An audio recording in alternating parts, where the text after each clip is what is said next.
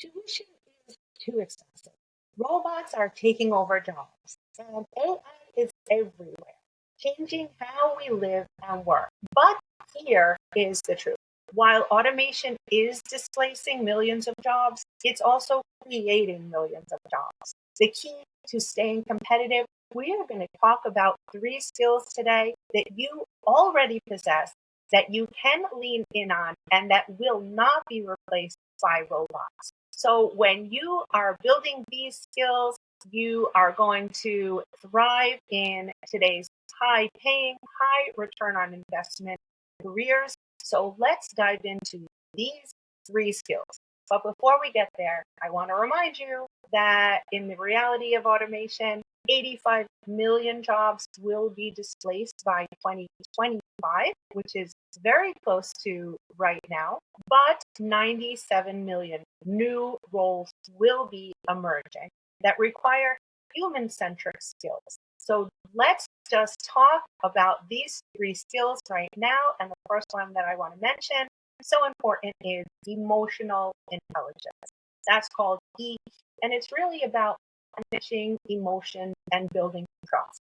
It can be any number of fields utilized, but here are some examples. In the healthcare professionals, we have nurses and therapists, and they have a median pay of about $77,600. Then there are human research specialists. They are not going away.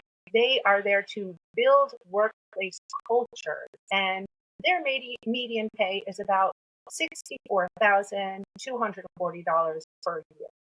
Then there are customer success managers, where they are solving client challenges, and the median pay is $70,000. So how can you lean into this skill of emotional intelligence, and how can you practice it? Well, you want to actively listen. That means you want to engage the person that you're talking to. You want to make questions for clarification. You want to paraphrase what they said to make sure that you understand their main points. The more active listening you do, the more you are leaning into your human skill of emotional intelligence, and the more you will be valued and appreciated in the workplace. You also want to reflect on other people's perspectives, because, again, we are here to, in this large world with automation and robots, we're here to be human. And in order to do that, we have to relate to other people. And again, robots cannot do that yet. And finally, when you're giving feedback and receiving feedback, that's also highly personal. It's very human, and robots cannot do that. Now I want to talk about the next skill is creativity. And I don't just mean working in music or the arts. I'm talking about seeing possibilities and solving problems where other people see obstacles. You are going to win in the career game if you lean into that. So example careers that really are taking in this creativity is a marketing specialist, where somebody is crafting campaigns around products, and the median pay is about $63,000. Then there are product designers. They are innovating products, and the median pay there is $90,000. And then, of course, entrepreneurs are your business people of the world.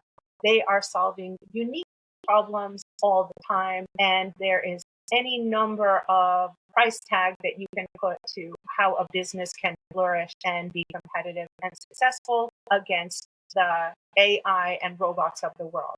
So how do you practice leaning into your creativity? You can journal a few times a day even, to try to not just think about what you're doing every day, but what are you feeling? What are you smelling? What are you tasting? This can get your creative juices flowing to write something down. Then you want to potentially study outside of your expertise. So if you're in the field of tech, you could then study something outside of technology. Coursera is a great way to learn something new.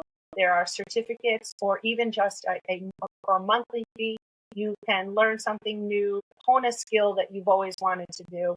For me, I use it for video editing practice. Hopefully I'm getting better. And then, of course, could join some kind of contests online to just make sure that you're really participating in learning that new skill and getting down and dirty in your creativity. Now, the final and third skill that robots won't be able to replace is adaptability. So that is when you are thriving amidst this constant change, and that could be any change depending on which career you are in.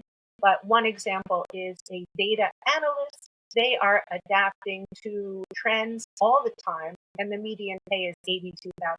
Then there are project managers who handle shifting priorities constantly with a median pay of 77,000. And then there's cyber security analysts who deal with an evolving number of threats on a daily basis with a median pay of over six figures, $102,600. And how do you practice leaning into being adaptable? Well, here are some practical advice. You can experiment with new tools or software. So for me, I go to Canva and I can always learn a thing or two about how to curate my pictures and my media better. Then you can reflect on failures and how you adapted to those failures. What did you do wrong? How did you fix it? And what can you learn from those mistakes? Finally, you want to stay curious by reading blogs or newsletters about your industry. You can stay competitive by knowing as much as possible about what you're doing. So in conclusion, these are three skills that matter. Again, it's emotional intelligence or EQ, creativity, and adaptability. These are human skills that align with careers in healthcare, tech, and creatives, just to name a few. They are your ticket to staying competitive in an automated world. So again, platforms like Coursera offer certifications to help you develop these abilities right now. And I would love to hear a comment below with your strongest human skill. And don't forget to subscribe, like, and hit the notification bell for career insights. Next week, we'll tackle the true cost of college. Is it worth it? I'm Michelle Ehrlich. I'm an Army veteran. I'm a teacher, and I'm a career author.